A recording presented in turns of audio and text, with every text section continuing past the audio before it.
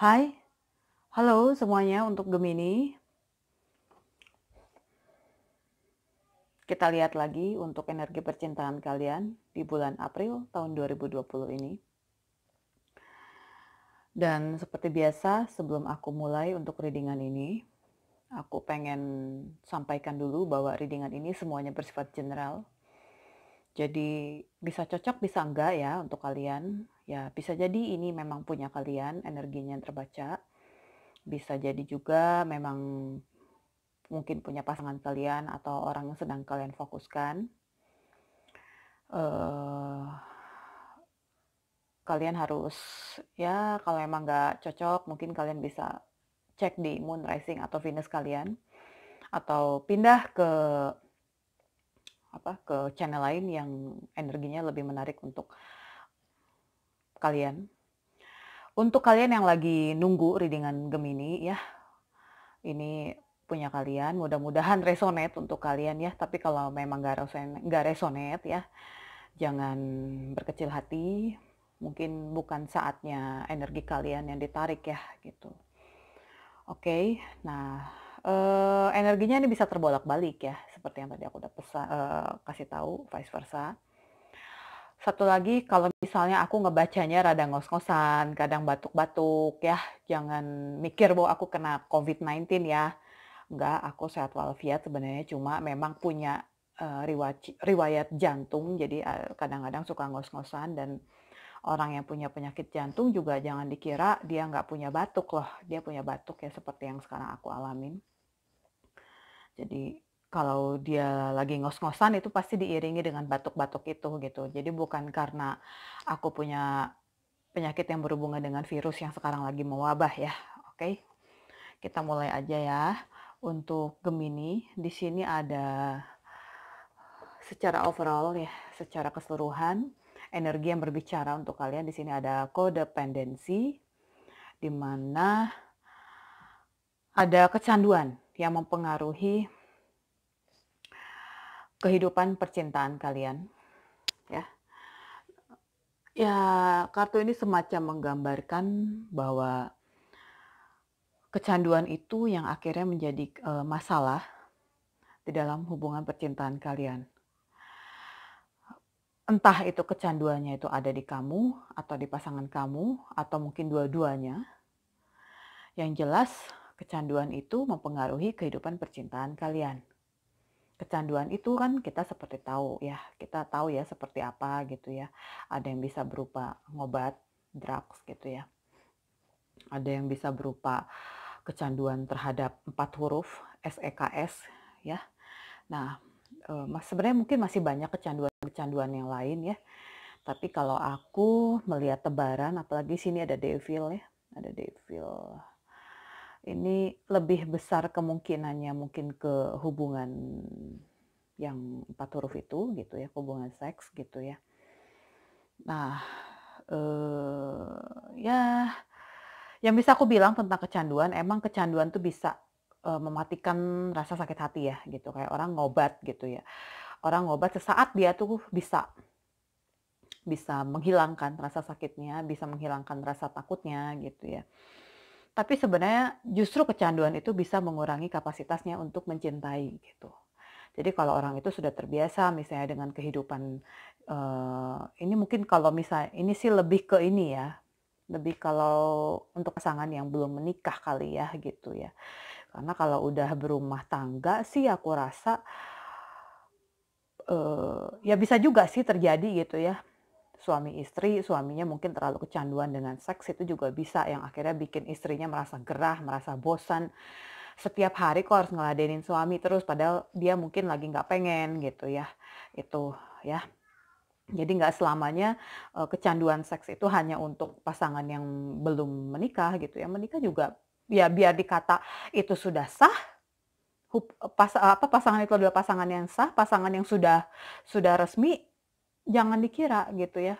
Itu juga bisa menjadi suatu kecanduan yang itu bisa menjadi masalah juga gitu ya. Yang satu rajin nih diranjang, yang satu kagak rajin gitu ya, males-malesan diranjang, kan itu udah berbeda gitu ya. Kalau dua-duanya kecanduan sih ya udah nikah mah ya monggo aja gitu kan.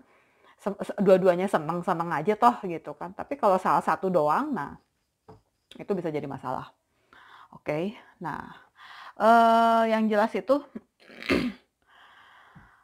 kecanduan tuh akan menjadi penghalang untuk bisa bergerak maju menuju kedekatan yang sejati sebenarnya, seperti yang aku udah jelasin tadi. Biarpun kalian tuh sudah berumah tangga gitu ya, apalagi yang belum berumah tangga gitu ya. Udah berumah tangga aja kecanduan tuh bisa bisa menghalangi pergerakan kalian untuk dekat secara sejati gitu. Oke. Nah, dan di sini ada give your relations a chance ya, kelihatan ya. Jadi semacam gambaran, semacam apa ya, semacam peringatan juga bahwa kamu harus memberikan kesempatan di dalam hubungan kamu. Dengan adanya kodependensi ini, berarti kan ada permasalahan di dalam hubungan kalian. Permasalahan yang berhubungan dengan addiction tadi, dengan kecanduan tadi. Jadi kamu harus memberikan kesempatan untuk hubungan kalian bisa diselesaikan, bisa disembuhkan. Gitu. Dan untuk bisa menyelesaikannya, untuk bisa menyembuhkannya, kamu harus berkomitmen gitu. Memastikan bahwa ada peluang untuk bisa diperbaiki, untuk bisa disembuhkan. Seenggak-enggaknya gitu ya, berjuang dulu untuk memperbaiki, berjuang dulu untuk untuk menyembuhkan, mencari jalan keluarnya gitu ya. Jadi kalau udah berjuang, kalaupun suatu saat nanti ternyata harus berakhir, kamu gak akan nyesel gitu, karena memang udah diperjuangkan. Beda kan dengan orang yang mengakhiri tanpa berjuang dulu, itu beda gitu ya. Nah, kalau memang kalian merasa bahwa kecanduan ini merupakan sesuatu yang sulit untuk disembuhkan, ya mungkin juga kamu bisa bekerja sama dengan seseorang yang coaching, mungkin dengan psikolog atau siapapun itu yang menurut kamu tuh mumpuni untuk mengatasi permasalahan kalian gitu. Dari beliau mungkin akan didapatkan jalan keluar gitu. Ini sebaiknya gimana gitu ya. Kan kayak misalnya apa sih, kalau ada tuh yang dokter yang berhubungan dengan seks tuh siapa sih? Dokter Boyke ya. Nah, itu jangan dianggap remeh itu. Kehadiran-kehadiran orang-orang seperti dia itu tuh rata-rata memperbaiki hal-hal yang berhubungan dengan permasalahan-permasalahan seperti itu gitu. Oke. Nah, dan di bottomnya di sini ada free yourself. Jadi it's time to take back control of your life. Jadi kamu diminta untuk membebaskan diri kamu, diminta untuk mengambil kendali hidup kamu. Ya mungkin kamu ngerasa terjebak saat ini. Entah kamu, entah pasangan kamu, karena ini energinya bisa bolak-balik ya. Merasa terjebak.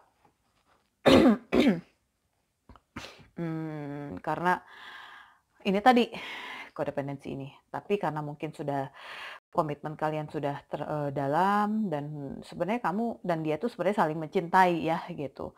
Jadi ya mau pergi susah gitu karena kamu masih mencintai dia gitu ya. Tapi free yourself itu mengingatkan kita untuk bisa melepaskan kendali terhadap orang lain. Jadi kamu harus percaya gitu dengan diri kamu bahwa kamu tuh sebenarnya bisa memiliki keputusan sendiri tentang apa yang kamu suka, tentang apa yang tidak kamu suka, meskipun kamu mencintai orang itu. Dia juga begitu gitu. Pasangan kamu juga berhak untuk menentukan batasan-batasan yang jelas tentang apa yang dia suka, tentang apa yang mau dia terima, tentang apa yang tidak mau dia terima di dalam hubungan. Ya, tapi didiskusikan gitu loh, didiskusikan dengan jujur gitu ya, didiskusikan juga dengan baik-baik, nggak usah bertengkar, nggak usah berdebat kusir ya. Itu yang jelas tuh ada kesempatan sih sebenarnya untuk kalian bisa mengambil kembali kendali di dalam hidup kalian ini, dan give your relationships a chance dan free yourself itu merupakan gambaran bahwa kamu punya kesempatan untuk membuat hubungan ini menjadi lebih baik gitu. Nah, ya kan? Nah, di sini ada devil ini. Seperti yang aku udah jelasin tadi. Ini devil ini nih devil ini memang menggambarkan bahwa ada seseorang yang obsesif terhadap sesuatu. Ada orang yang obsesif terhadap seseorang yang lainnya. Entah kamu yang obsesif dengan pasangan kamu, atau pasangan kamu yang obsesif dengan kamu, gitu. Entah pasangan kamu yang obsesif dengan urusan seks gitu, atau kamu gitu. Itu gitu yang dijelaskan, dipertegas oleh devil ini gitu. Jadi ada kebutuhan untuk mengendalikan orang lain dan mengendalikan situasi. Mengendalikan kamu atau mengendalikan hubungan kamu. Nah, devil ini menggambarkan juga bahwa memang ada kebutuhan untuk membuat orang lain itu mematuhi orang yang satunya. Jadi kalau misalnya kecanduan itu adalah pasangan kamu, maka pasangan kamu itu pengennya kamu tuh patuh sama dia. Dia maunya apa, dia maunya kapan, udah kamu harus patuh sama dia gitu. Gitu. Ya, menjadikan seseorang menjadi sumber kecanduannya dia gitu. Jadi ada ketidakbebasan di dalamnya dan ya biasanya berhubungan, the devil ini lebih berhubungan dengan hasrat yang berhubungan dengan keduniawian gitu sih. Tapi secara umum sih ya, devil ini lebih mengarah ke keterikatan secara fisik. Itu yang harus kalian ingat gitu. Mencintai iya, saling mencintai, cuma ada ketertarikan fisik yang berlebihan di dalamnya. Gitu. Ya. Nah, seperti aku bilang, kalian mencintai iya, saling mencintai. Karena di sini ada sun. Sebenarnya kamu happy-happy aja sama dia. Kamu sebenarnya bahagia-bahagia aja sama dia, ya. Cuma ya tadi itu gitu. Jadi hubungan kalian itu sebenarnya adalah hubungan yang penuh potensi. Sebenarnya hubungan yang menyenangkan. Kalaupun misalnya ada kesalahpahaman, sejauh ini sih sebenarnya bisa kalian selesaikan gitu. Sebenarnya loh gitu. Cuma untuk urusan yang The Devil ini, itu sepertinya jadi onak dalam duri ya. Duri dalam onak apa onak dalam duri ya. Aduh, ya ampun peribahasanya. Onak dalam duri, duri dalam onak dalam duri ya. Ya, ya seperti itulah. Jadi sesuatu yang masih sulit untuk diselesaikan. Nah, awalnya ya kalian tuh jatuh cinta itu ya cepet banget dan dalam banget. Kalaupun misalnya ada masalah, itu semua bisa diselesaikan, sejauh ini bisa diselesaikan, kesalahpahamannya bisa dibicarakan kembali, terus kalau sudah selesai berantem, kalian tuh akan jatuh cinta lagi ke pasangan kalian gitu. Ya itu seperti saya bilang, kalian itu tuh sebenarnya saling mencintai gitu ya. Nah, cuma bisa juga karena di sini ada Eight of Wands ya.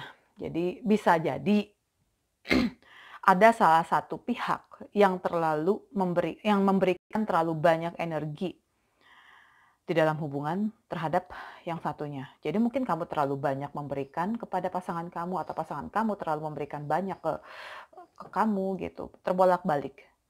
Nah, yang penting itu adalah bagaimana menyikapinya gitu. Jadi dalam arti apa yang sudah kamu berikan kepada dia, oke. Mungkin terlalu banyak.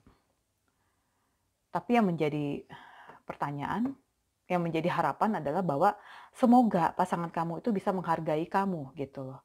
Karena kadang-kadang kalau kita sudah memberikan terlalu banyak kepada pasangan gitu, apalagi kalau belum nikah ya.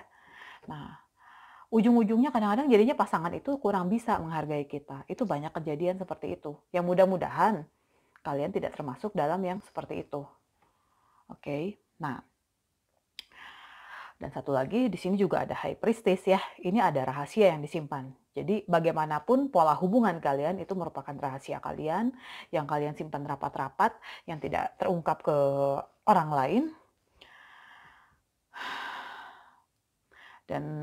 Tapi ingat ya, ini kalau kamu perempuan ya, dan kalau memang readingan ini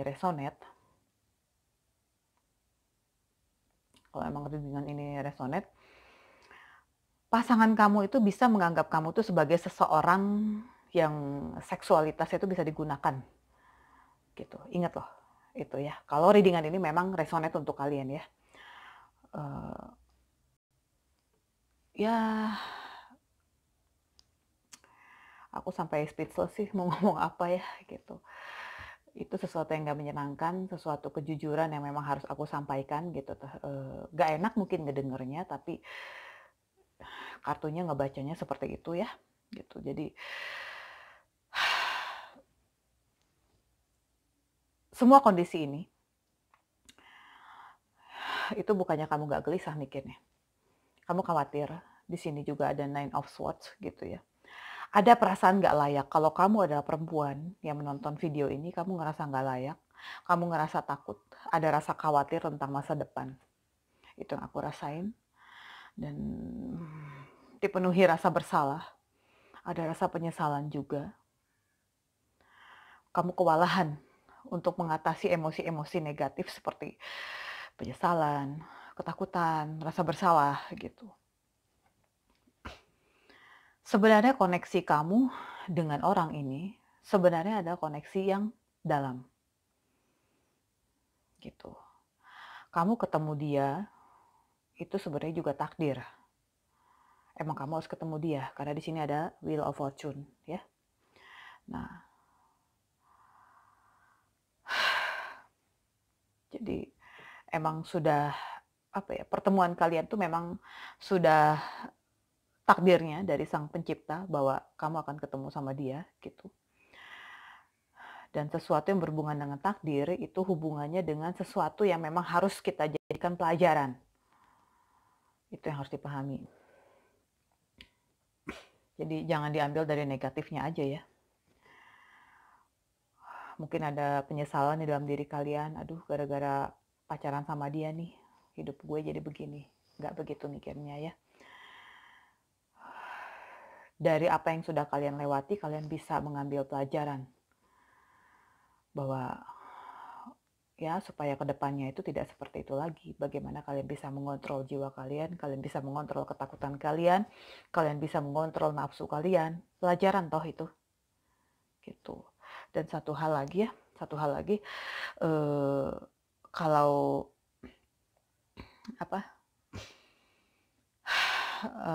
Wheel of Fortune itu juga ya memang sesuatu yang harus kalian jalani kan gitu loh.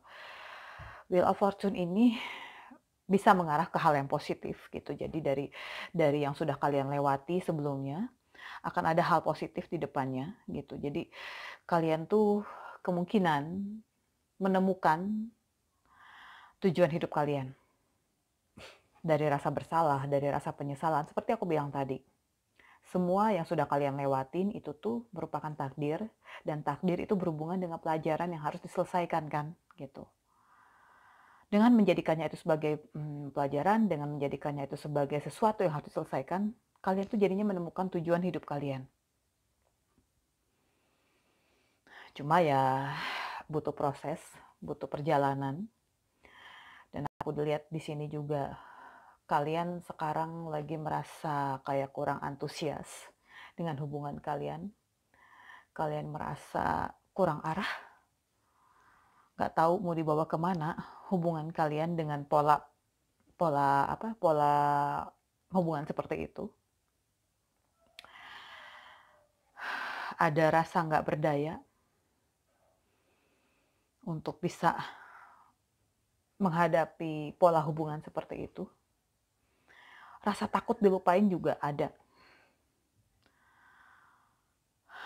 Yang kalian takutkan juga salah satunya adalah takutnya gitu ya orang tahu dengan pola hubungan kalian yang akhirnya membawa reputasi jelek atau citra yang buruk untuk kamu. Itu salah satu hal yang kamu takutkan juga. Makanya di sini kamu diminta untuk bisa merilekskan pikiran kamu, melepaskan ketakutan kamu, Seven of Cups, dan mencoba untuk berpikir positif supaya hasilnya itu benar-benar luar biasa. Seperti aku bilang, ya, Dengan kamu bisa menyadari bahwa itu tuh adalah salah, itu tuh sebenarnya sudah, apa ya, sudah suatu jalan kan ya, sudah suatu jalan keluar untuk kamu bisa membenahi pola hubungan kalian. Nggak semuanya orang bisa seperti itu, karena biasanya kalau orang udah kejeblos, ya kejeblos aja gitu. Orang jarang mau untuk keluar gitu. Ya ada, tapi ya dari sekian banyak yang udah kebiasaan melakukan hal yang jelek gitu ya, melakukan hal yang tidak sesuai, itu biasanya susah untuk keluar. Aku pernah punya temen ya, jadi orang ini ya cerita juga dengan kehidupan seksnya, dengan pacarnya. Dia menyesal luar biasa tuh ada gitu. Dia menyesal. Tapi untuk keluar itu sulit. Aku sampai speechless aja mau gimana gitu ya. Yang bisa saya lakukan waktu itu hanya kamu bisa keluar dari situ gitu. Dengan dia bisa menyadari bahwa itu salah gitu ya. Dengan ada rasa penyesalan di dalam dirinya, termasuk nih kamu ya. Dengan ada rasa penyesalan di dalam diri kamu, itu sebenarnya masih ada cahaya di hati kamu. Masih ada kebersihan di dalam diri kamu. Ya kita jangan merasa bahwa diri kita tuh lebih bersih daripada orang lain. Bukan seperti itu. Tapi jangan juga merasa bahwa kita kotor. Enggak. Manusia itu memang gudangnya salah. Gudangnya dosa. Cuma kan balik lagi ke diri sendiri. Kita mau nggak sih keluar dari kubangan dosa itu? Mau nggak kita berusaha untuk memperbaiki? Kan baliknya ke situ lagi. Ya, gitu. Jangan pernah merasa diri kalian kotor, merasa kalian gak layak. Nggak seperti itu. Di luar itu tuh banyak dosa-dosa lain sebenarnya ya gitu. Tapi juga jangan, yang lain juga bikin dosa ya, gue juga begini. Nggak seperti itu. Kalian bisa menyesali. Kalian bisa punya rasa khawatir dengan pola hubungan kalian, itu tuh seperti yang aku udah jelasin tadi. Berarti masih ada cahaya di hati kamu. Oke? Nah, jadi lihat dulu situasi yang sebenarnya seperti apa, dan aku harap kalian bisa berkomitmen seperti yang disebutkan di sini tadi ya. Give your relationship a chance. Berikan hubungan kamu itu kesempatan untuk bisa diperbaiki, kesempatan untuk bisa disembuhkan. Free yourself. Nih. It's time to take back control of your life. Oke, itu. Nah, pesan untuk kalian di sini ada, when I'm in alignment with the love of the universe, peace cannot be disrupted. Ya, aku nggak tahu bahasa Inggrisnya benar atau enggak pelafalannya. Kurang lebih gini. Ketika kamu dilindungi oleh cahaya Sang Pencipta, oleh cinta Sang Pencipta, oleh cinta universe, yakinlah gitu loh bahwa akan ada rasa damai yang kamu nggak akan bisa tolak. Jadi baliknya ke Seven of Cups lagi gitu. Jadi kamu harus bisa melepaskan dulu rasa negatif, emosi-emosi negatif yang ada, melepaskan ketakutan kamu seperti yang sudah aku jelaskan tadi. Melihat situasinya benar-benar gitu ya, merilekskan pikiran kamu. Ketakutan-ketakutan yang ada, kecemasan-kecemasan yang ada itu malah membuat semuanya itu semakin parah. Takut boleh, wajarlah. Boleh takut. Tapi jangan sampai ketakutan itu merajai hati kamu, jangan sampai ketakutan itu mengikat kamu sampai kamu tuh nggak bisa kemana-mana, stuck di situ. Nggak seperti itu ya. Caranya gimana? Selalu aku balikkan lagi doa, doa, dan doa. Selain usaha yang kita lakukan, ya berdoa.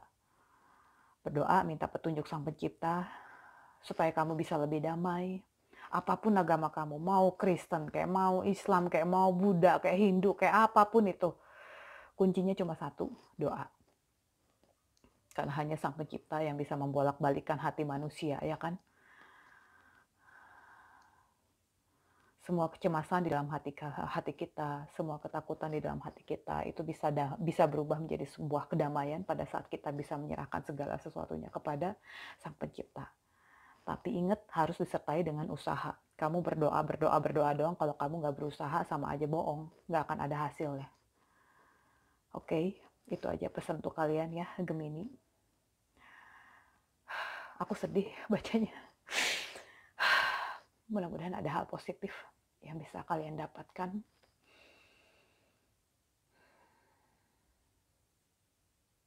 Thank you udah nonton video aku. Kita ketemu lagi di video-video berikutnya. Bye.